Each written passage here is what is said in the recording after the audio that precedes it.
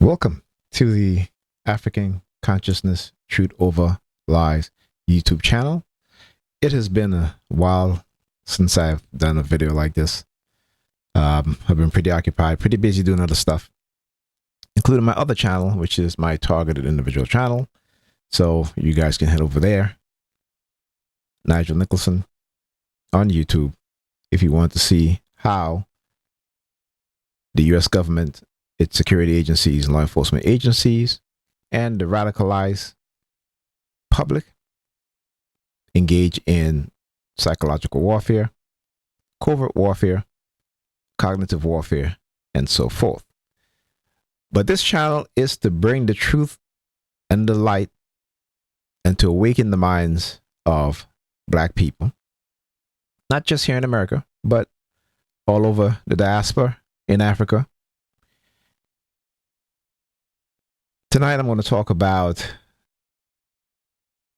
the cognitive decline in Black people, the cognitive decline in Black children, Black teenagers, Black young adults, and Black elderly people.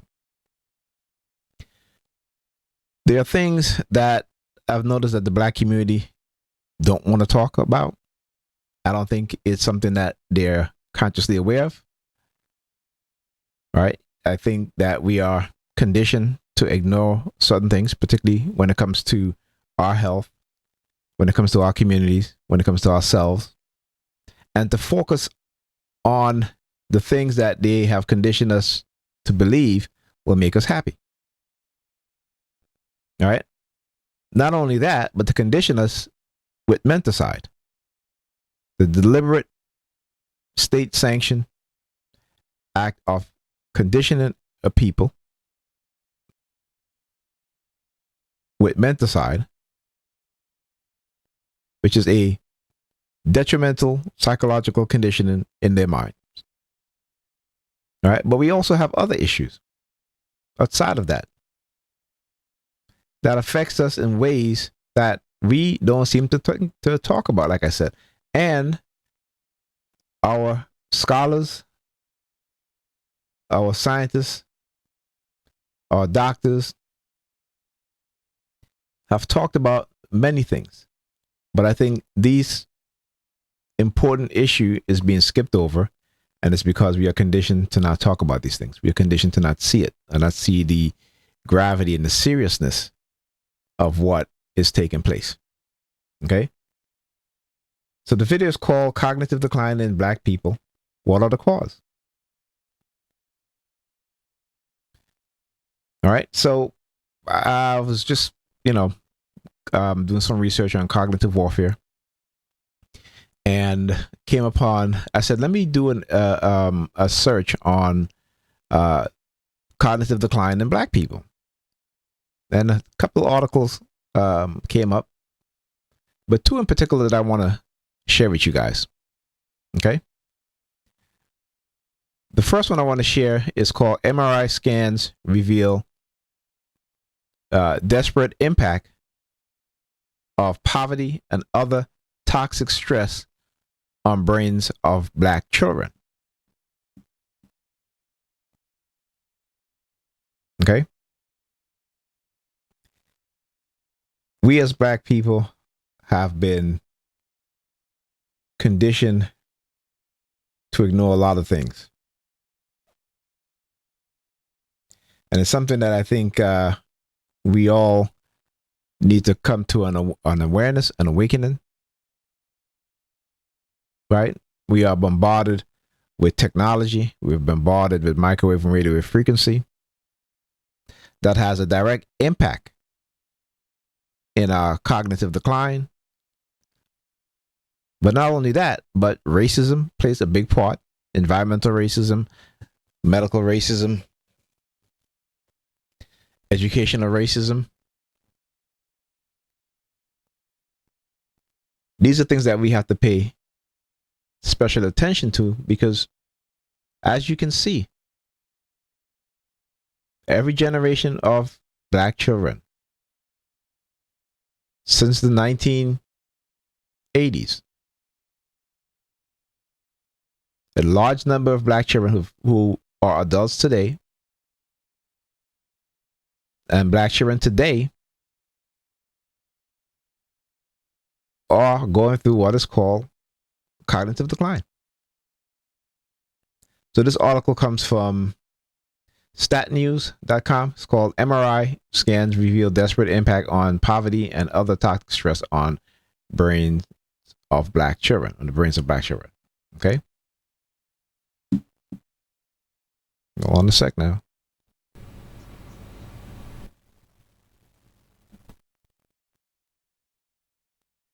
All right, just wanted to show you guys the article. And I'm going to read from it. All right, this is really, really important.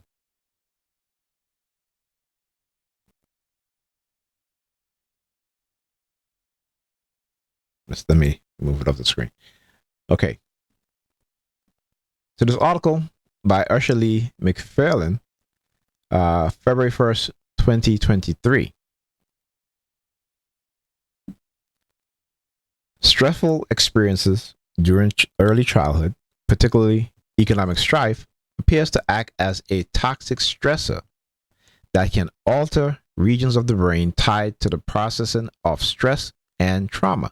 According to a new study published Wednesday, the researchers found that black children were impacted more than white children, largely because of the higher amounts of poverty and adversity they face.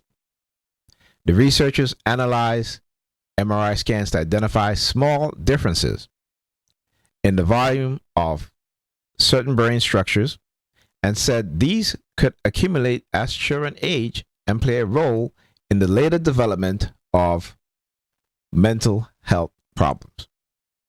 The finding, part of an emerging research field looking at how racism and other social factors may affect the physical architect of the brain, may help explain long-standing racial disparities in the prevalence of psychiatric disorder, such as PTSD.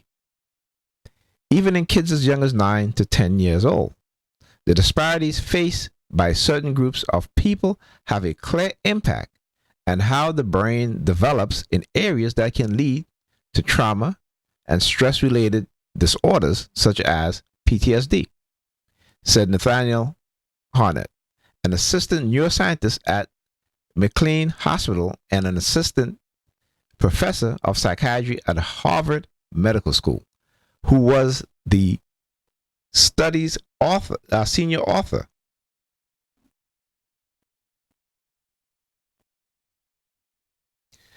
If we're going to treat the world as colorblind, we're not going to create mental health solutions that are effective for all people.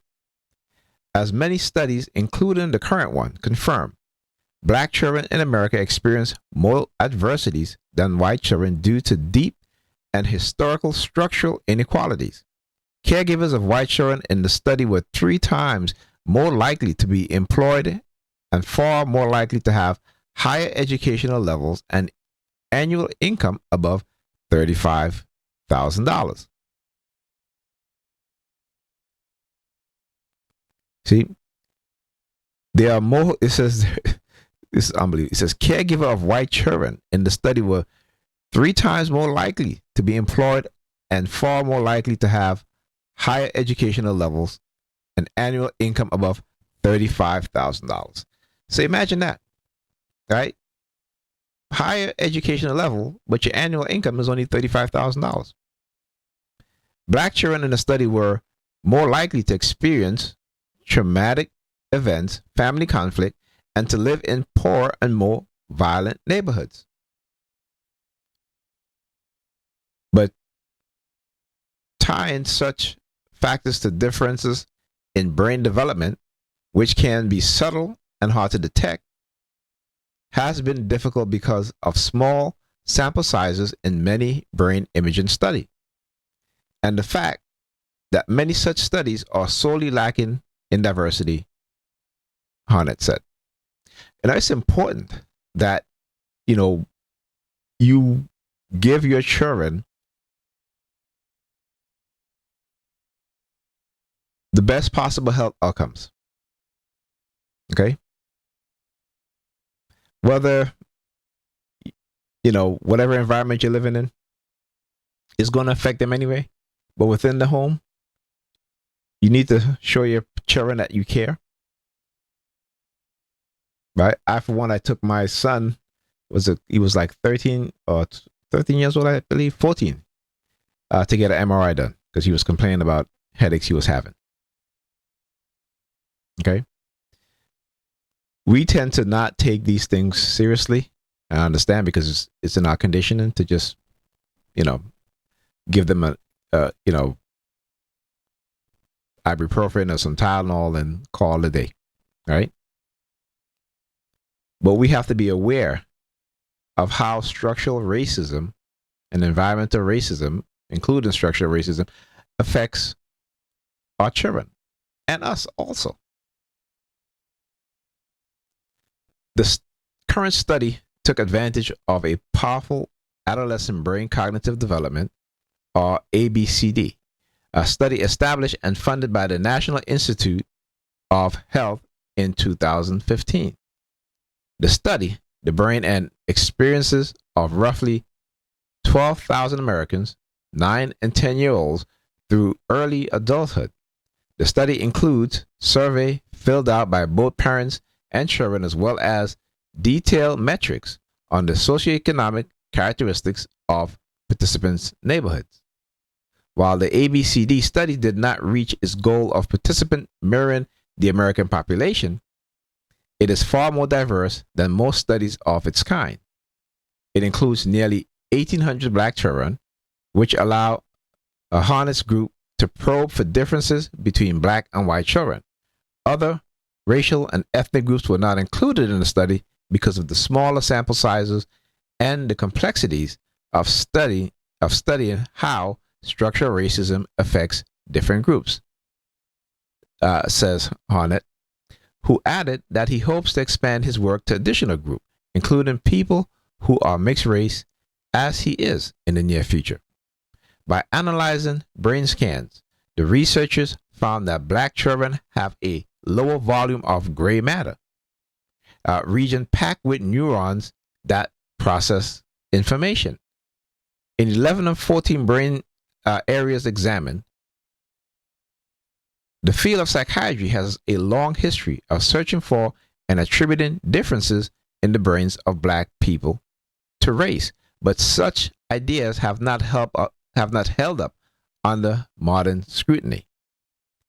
These claims are ridiculous in the face of mountains of scientific evidence showing that race is a social construct, and humans of different races, categories, often used in research as proxies for geographical ancestry, share 99.9% of their DNA. The new study provides evidence that further refutes this discredited notion. The new analysis, published in the American Journal of Psychiatry, found that disparities in 8 of 11 brain areas were affected by early childhood adversity, particularly low household income. The study found lower brain volume in these areas in children with lower household income, both black and white, but since more black children live in lower income households, they were more likely to be impacted. The study found that up to half of the differences found in the volume of the brain of some regions in black children could be attributed to social factor. This is not race effect. It is race related. The adversity is related to structural differences, Harnett says. The experience we have shaped how we, the experience we've had shape how we respond to future trauma. And these experiences largely fall along racial lines. The finding is a tremendous contribution to our understanding of how structural inequalities evident in early development can create a pathway to increased risk of brain health disparities in Black Americans. Niger Fanny, a neuroscience researcher at Emory University, told Stat her work focused on developing targeted intervention for trauma. And she said the new research suggests to her that buffers against inequalities and stress, like training, therapy, or breathing exercise, should be tailored to specific racial and ethnic communities to be more effective. The researchers focus on three areas of the brain critical to process emotion and threat.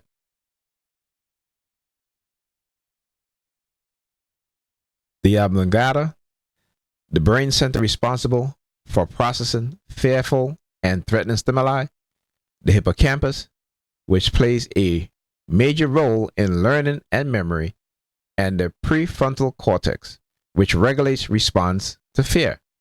They found these areas in particular, which are closely linked to PTSD, were smaller on average in black children and smallest in those children that had experienced the most adversities. These children also had more severe symptoms of PTSD. All right. So we have the reason why, again, a lot of us and a lot of young people today act in the manner in which they act is because they have been traumatized. Okay. They have been put in, and I guess this is all black people, right? A trauma-based, fear-based program. Right. And it's happening in real life, in real time. And there isn't enough black psychologists and psychiatrists that we can turn to for help. When only, I believe, 6 or 7% of, I think it might be less than that, I think it might be 4% of psychiatrists in the United States are black. That is a problem. Harnett said he interprets the findings as the neuroanatomical sequences of racial desperate environments of toxic stress. It's been found that toxic stress can disrupt the architect of the developing brain by causing the creation of both too many neurons and too few in harmful ways. The effect of such changes, he said, may not become apparent until adulthood, and may also play a role in how brain ages. Another study recently showed that the brains of black Americans may age faster due to the impact of racial stressor. Okay? Perhaps as important as what the researchers found is what they did not find, or were not able to ask because of limitations of the study, Harnett says. They examined factors like neighborhood level pollution and family conflict, for example, but did not include nutrition or direct exposure to toxin. Future study may be able to probe a broader spectrum of potential stressors as the ABCD study releases more information, including toxin data from the collection of baby teeth. All right. So more studies going to be done, but it's 2023. This article was written. Okay. These things were not being done in the 1980s, the 1990s, the early 2000s, even the mid 2000s, not the mid 2000s, but I guess it would be the mid 2000s, right? Okay, from 2010 to 2020. All right. Now let's go on to another article. Again, this article, it is called Early Life Expectancy Linked to Racial Disparities in Cognition. Again, this is just one study, right? But we know early life expectancies, particularly when it comes to black men, in particular black women, is based on numerous factors that directly affects us negatively. talked about this a lot. Black men in particular, we are the youngest to die. Okay. So again, this is just one aspect.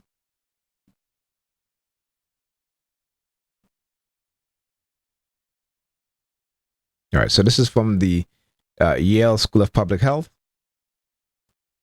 June 4th, 2020, by Jessica Scully.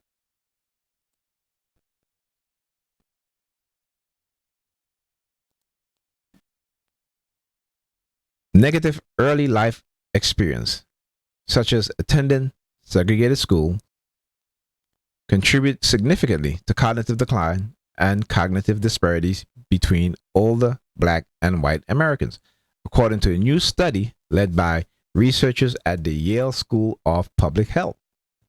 The study, published in JAMA International Medicine, is the first look at the impact of school segregation upon later life cognition using a large representative sample of the U.S. population, said lead author Zhi Sheng, associate professor of mental health policies at the Yale School of Public Health, and an associate professor at Yale's Institution for Social and Public Studies. Previous research in this area has focused on the length of schooling. The current study assessed the quality of education provided and individuals' personal experience during schooling, including whether they attend segregated schools. This is a landmark study based on that aspect, Chang said. The findings are important because disparities in dementia rates between Black and white Americans are stark. Black older adults are about twice as likely as white older adults to have Alzheimer's disease and other forms of dementia, according to the Alzheimer's Association. Okay. Our study shows that promoting education equity can reduce racial disparities in dementia later in life. Zhi Sheng, associate professor. The study could have important implications for policymakers and health professionals. Sheng said many currently identified risk factors for dementia and cognitive impairments happen in midlife or later, but focusing on early life may be more efficient and equity promoting. Our study shows that promoting education equity can reduce racial disparities in dementia later in life, Cheng said. Studies show that the return on investment for education could be higher than managing midlife and later risk factors like diabetes and hypertension, he added. The research could also be useful for primary care physicians monitoring measures of patients' health to understand their risk for dementia, but understanding patients' childhood background may also be helpful. If a patient was educated in the South in segregated schools, that could be a strong signal to prioritize them for screening for cognitive impairment, said Cheng. For the study, Yale researchers gathered data from 1,634 non-Hispanic Black and 7,381 non-Hispanic white participants in the health and retirement study. Again, I want you to understand the stark difference in the amount of Black participant compared to white participant. Right? You literally have 6 times more white participants. Okay? Again, so when these universities like Yale do these kind of studies, I appreciate them doing it. Okay? But to only include 1,634 Black people compared to 7,381 whites.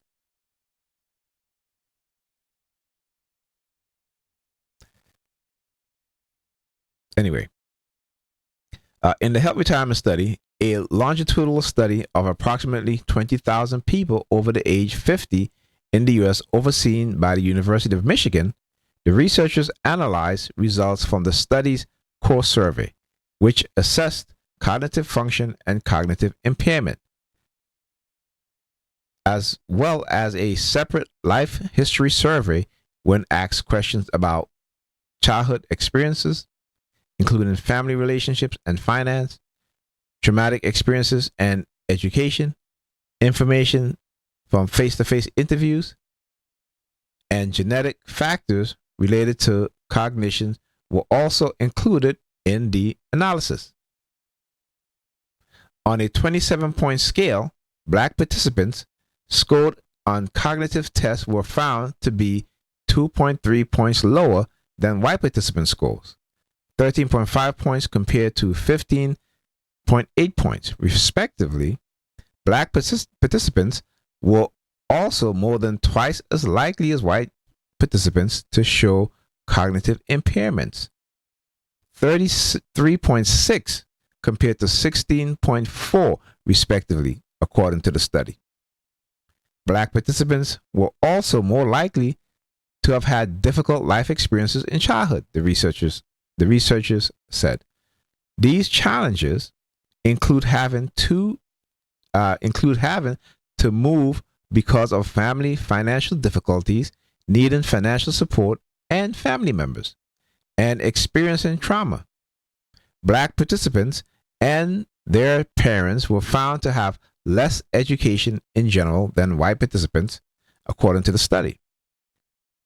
They also were more likely to have had less enriching educational experiences, and nearly 2/3 of the Black participants attended segregated schools before college, the researchers found.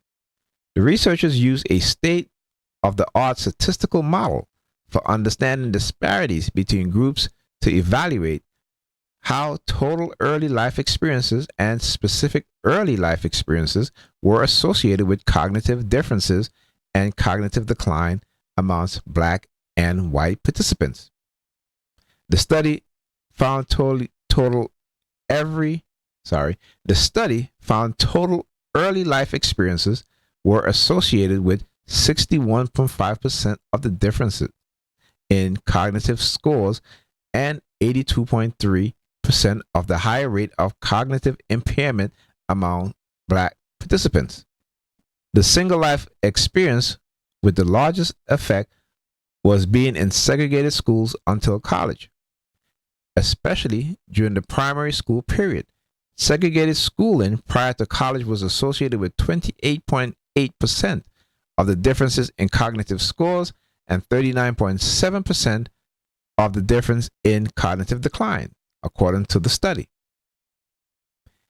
In an accompanying editorial in JAMA Internal Medicine, Dr. Reagan W. Durant, the journal's associate editor for diversity, equity, and inclusion, highlighted the study's importance given the high level of de facto racial segregation in schools that continue to exist today, driven primarily by economic differences within communities.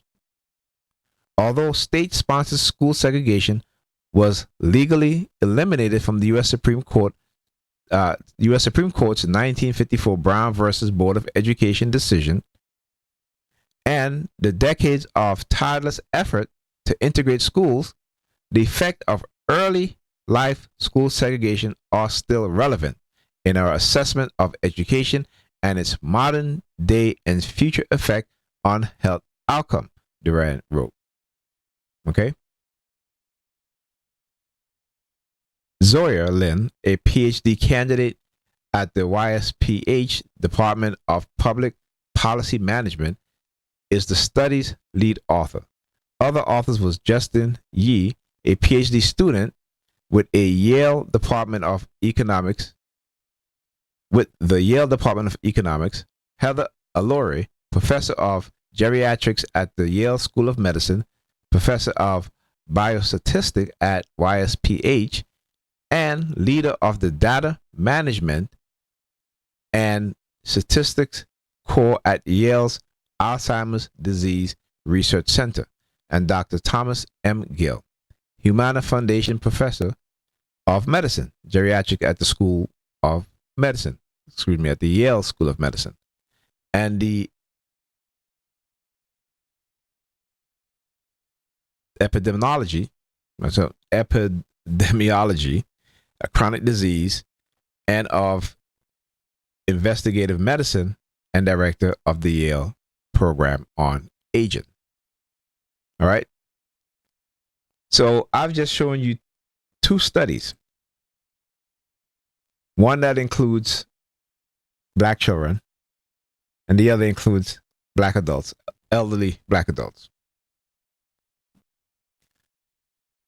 That shows a link to cognitive decline because of systemic racial disparities. Okay? Now I want to bring up a third article. Okay? And I want you guys to pay special attention, because it is very important that we also understand that this is also part of the cognitive decline of Black people. This is called cognitive warfare. Right? Pastor Barcelona, Spain. Now, I'm going to show you other articles. This is actually a whole brochure, right? This was a cognitive warfare first NATO scientific meeting on cognitive warfare in France, June 2021. Now I can go back to even 2008, 2009. Right? So when you're hearing about cognitive warfare, and I post a lot of these things on my Facebook page, I want you to understand that this is real. This has been going on for quite a long time. And I keep saying that the U.S. government, its security agencies, its top law enforcement agencies, as well as its local predator departments across the U.S., have been engaging in psychological warfare and psychological experiments against the Black population. And I'm not just saying this to say it. The evidence is there. Look at the behavior of Black people, particularly young Black people today. Look at what's going on around us.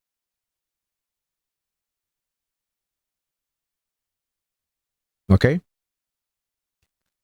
So I'm not going to read all of this stuff, but I want to read some things that are very, very important here.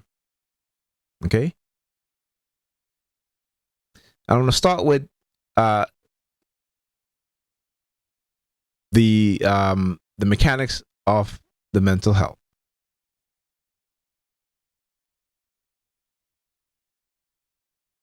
The idea of some aspect of cognition being a target in warfare is not new. One early example may be found in false flag operations, which began being recorded roughly since the 16th century. The operations are designed to appear as if they were carried out by another group or nation. The result is not only the intentional misrepresentation of an attacker's allegiance, but more importantly, to produce at home a synchronized surge in collective emotions, which sets new conditions in which more radical commitments can be met.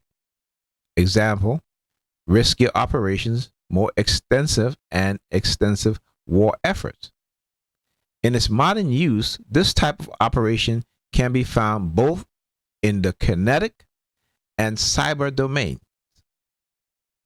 Consider, for instance, the now documented false flag operation in the Tonkin Gulf in 1964, which was arguably instrumental for advancing the course of conflict of U.S. in Vietnam. Also, consider the incident involving the Nord Stream pipeline in the Baltic Sea, late in the year 2022, and its utilization to foster more belligerency between NATO and Russia. In contrast to false flag operation, which takes place in real-world consequences, with real-world consequences, a different approach is to manipulate the information about the events to trigger a similar spike in emotions. An example in history can be found in George Orwell's narrative radio adaptation of H.G. Wells' novel, The War of the Worlds, in 1938. This event is relevant in two ways. First, it can be interpreted as a test of a mass-scale behavior intervention, as the information distributed demanded immediate conversion into action. As such, it could have been produced measurable effects in a large sample of subjects.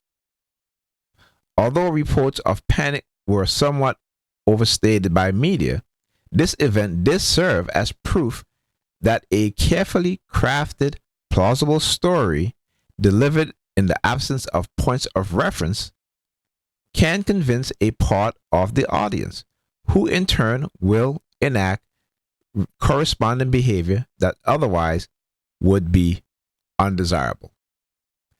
As such, it could be validated through posterior implementation, as similar incident took place in 1958 in Portugal. And second, it is important to note how this radio narration would have been unfeasible if not by the support of one of the precursor of cognified objects of today, the radio, a piece of hardware that exhibited live speech, an ability that hitherto had uniquely been attributed to humans. Okay?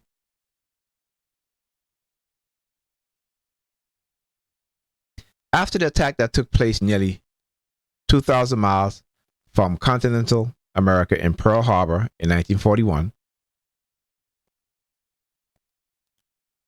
let's get some water here.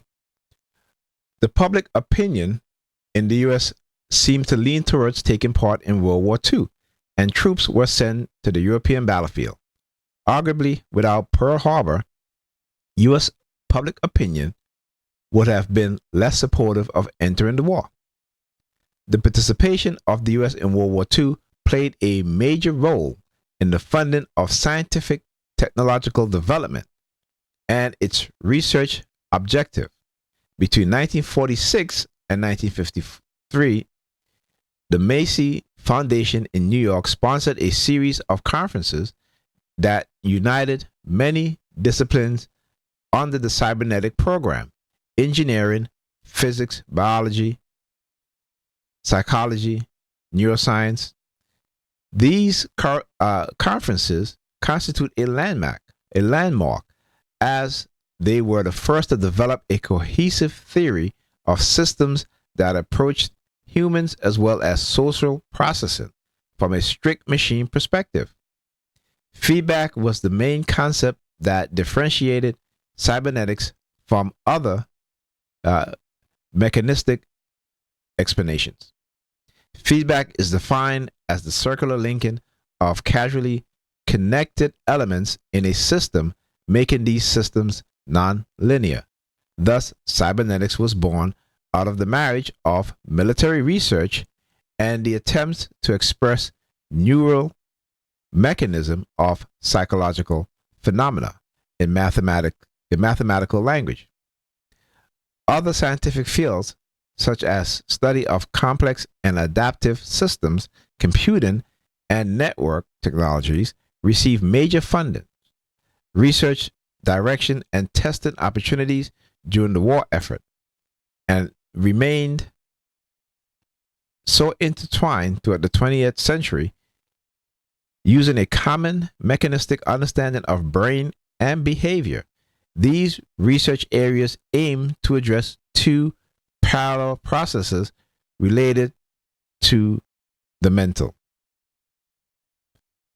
the relief of illnesses produced in war, as stated in 1946 Truman's National Mental Health Act, and also advancing knowledge on a range of defensive and offensive psychophysiological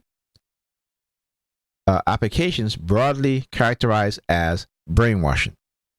Early in the 50s, a large number of U.S. prisoners of the war in Korea publicly and officially confessed to having used biological warfare against unsuspecting Korean civilians.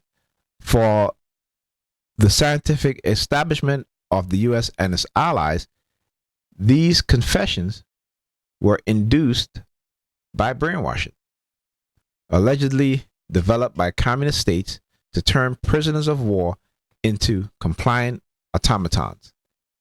This idea was popularized among Western population by journalist Edward Hunter and others since 1950.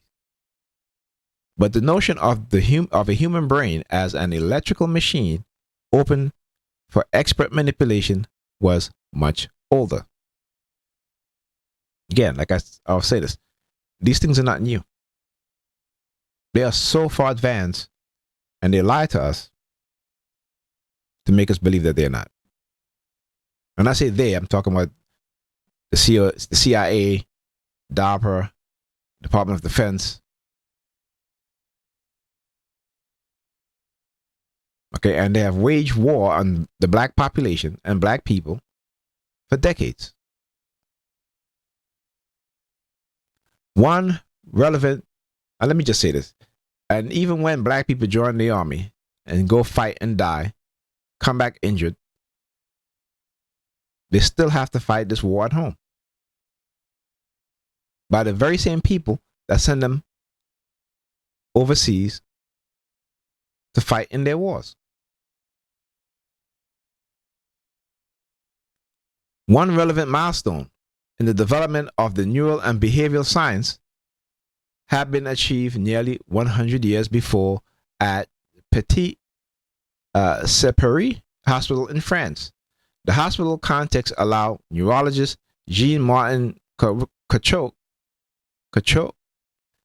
so I hope I'm pronouncing that correctly, to conduct, since 1853, one of the pioneering and weirdest pathological classification and post-mortem studies in neurological diseases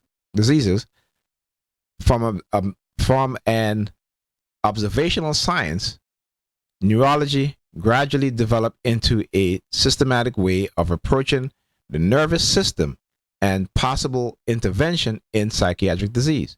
In 1934, Wilder Penfield became the first director of McGill University's Montreal Neurological Institute. Together with his colleague Herbert Jasper, made relevant advances on the complete localization map of brain function. Now, I want you to understand this, right? So in the 1930s, okay, and they talk about the Brain Initiative. All right, the Brain Initiative started again in the 1930s, actually way back.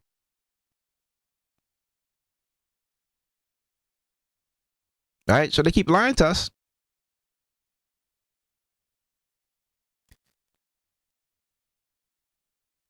To this end, the Montreal procedure was developed in which brain areas were localized in fully awake patients to allow neurosurgeons to destroy parts of the brain which were thought to be diseased.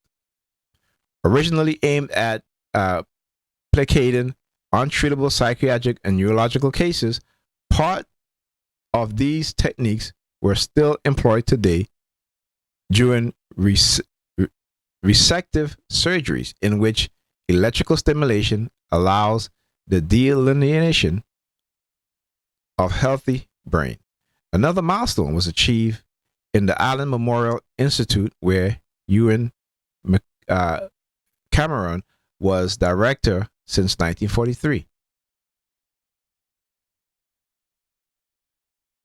psychic driving techniques, electroconvulsive therapy, and other techniques involving sleep, dietary manipulations, and sensory overload and deprivation were added to the list of available avant-garde treatments of neurological and psychological disorders.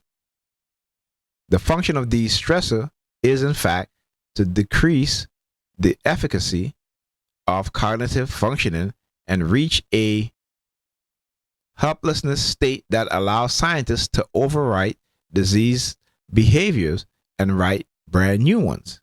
Just as replacing a strip of film or saving a new file to a computer's hard drive, psychic driving involves incessant administration of persuasive messages both during wake and sleep cycles of helpless individuals. Further, these techniques were coupled with chemical intervention to provoke amnesia, insulin-induced comatose states, or mescaline and lysergic acid diethylamine courses. Born out of military scientific marriage of post-World War II, memory implantation emerged as a strategic field of research. So, right, remember in the early 2000s, all these shows were talking about false memories, stuff like that. Well, they've been able to implant false memory within anyone's mind, right? Going back to the 1940s.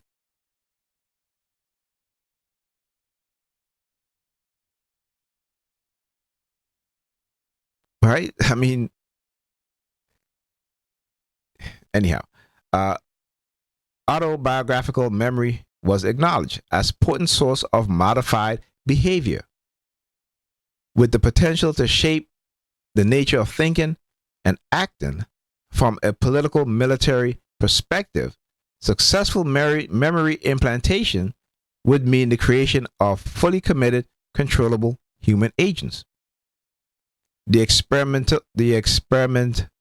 experimental procedures carried out at the Allen Memorial Institute were only partly successful in producing different degrees of amnesia and subsequent behavior change, but it did left important psychological scars, post-traumatic neurosis.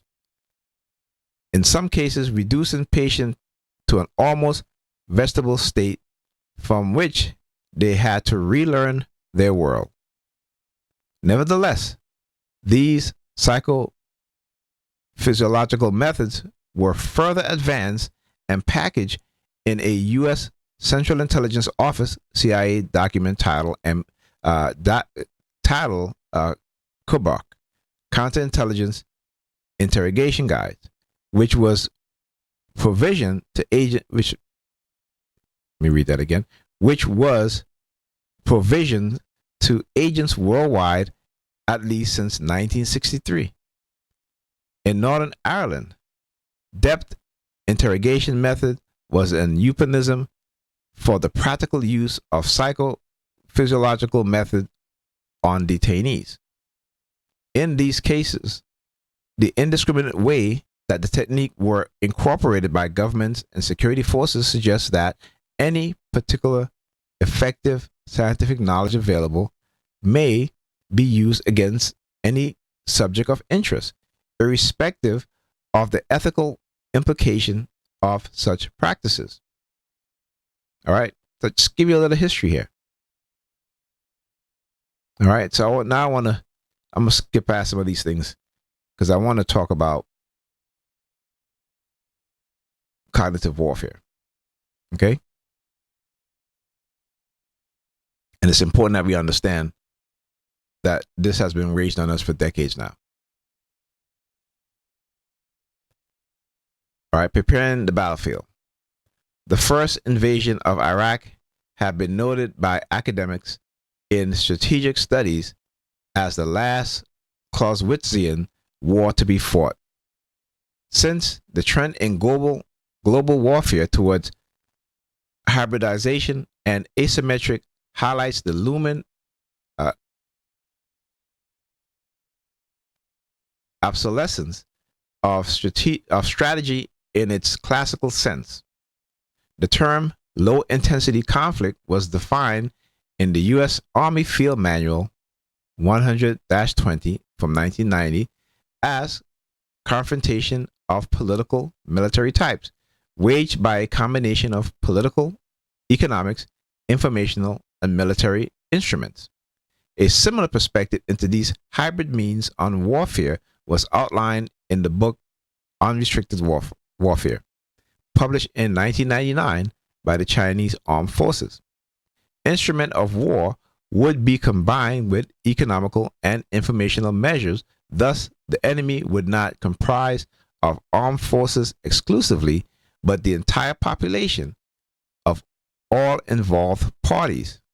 Examples of this shift may be evident in the wars that immediately followed in Afghanistan between 2001 and 2021, and in Iraq from 2003 to 2011.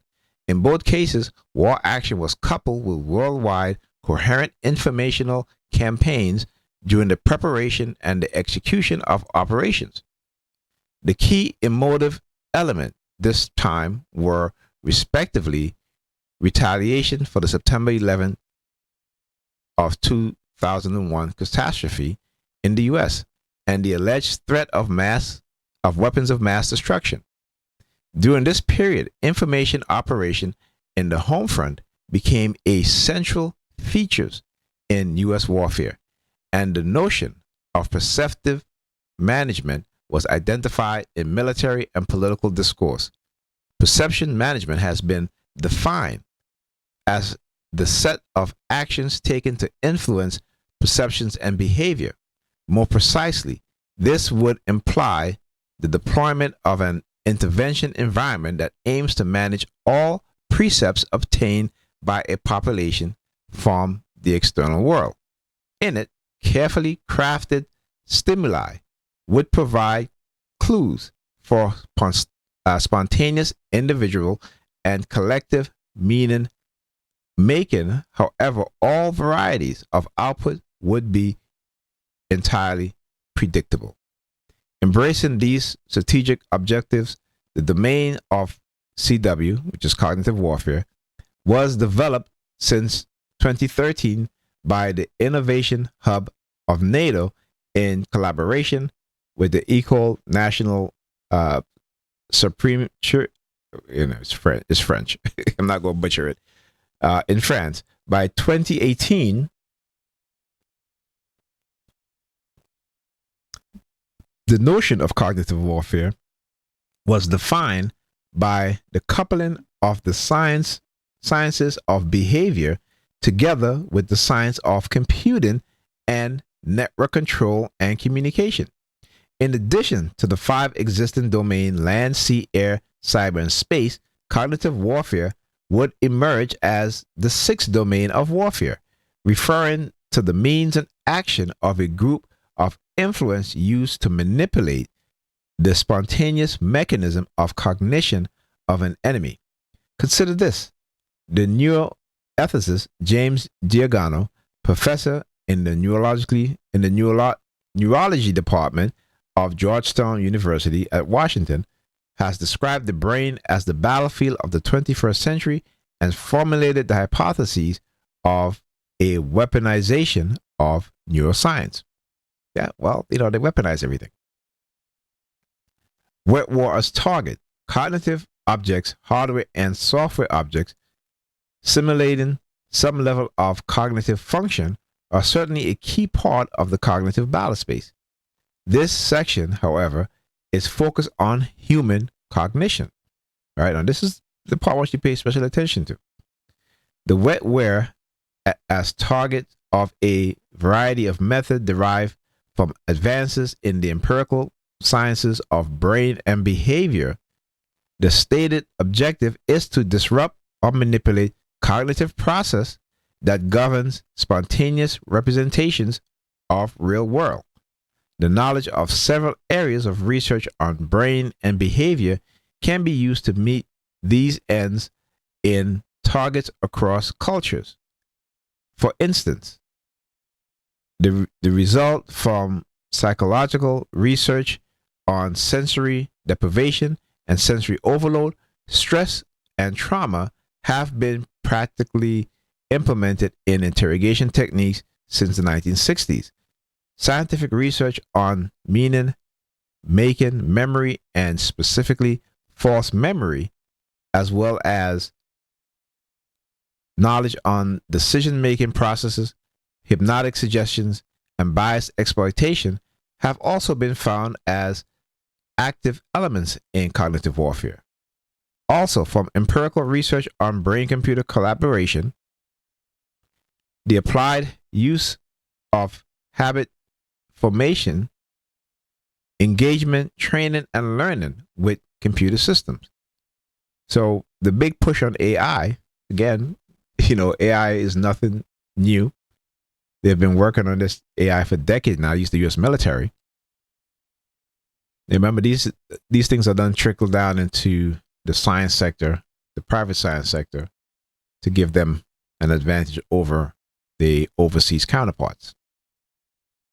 Okay, so cognitive warfare, it is very important that we understand what it is. All right, beyond the threshold, at its most basic, manipulation of spontaneous cognitive processes begin in the shaping of signals in relation to the specific human capacity to attend and understand information stream. Cognitive load theories build upon established models of perception and memory and try to explain how simultaneous integration of multiple sets of knowledge and behavior occurs. As such, they may provide a useful framework for understanding how information signals can be hidden in plain sight. All signals are context dependent.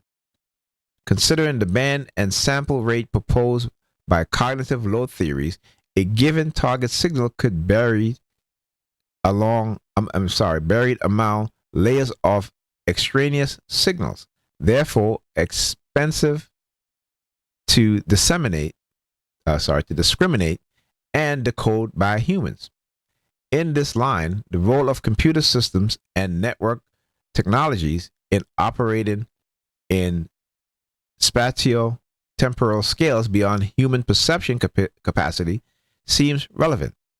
If elements of a single event are significantly compressed or sparsely distributed in time or space, the interpretation and convergence of these separate elements into one meaningful event could be impacted. Thus, immediate decision making could be error prone and the posterior recall of events impaired. Consider, too, that a signal could invoke intrinsic and germane cognitive processes, which could be cognitively expensive.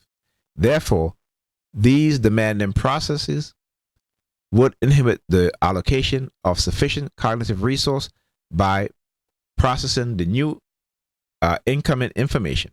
This cognitive cost could most effectively be related to the saliency in which emotive characteristics deliberately triggered immediate after a given information intake. Some emotional intensities and valency may render an important event too difficult to understand, or an important piece of information too traumatic to be recalled. Altogether, rendering information outside the realm of awareness and beyond the capacity of human perceptive and cognitive processes could be considered an integral part of cognitive warfare. And then it goes on to talk about persuasion. Again, all these things that we need to truly pay attention to. Okay? Again, affects your decision making, induce amnesia and false memories. Okay. Fiction, priming. This stuff you guys can read. All right. The link is I just do a search online. It's a free PDF. All right. So the reason why I included this with the two research article is to show again the military aspect, right, of what is being done to us as Black people in this country. And it's very serious. I talk about this a lot, right? Black people in America have been put through continued experimentation to advance the U.S. military aspirations in controlling the human mind and controlling human beings. Okay? Cognitive warfare. Please talk about it. Do the research. Go look at the articles. Talk amongst your family about it, your friends, your community. Become more aware. All right? Talk to you guys in the next video.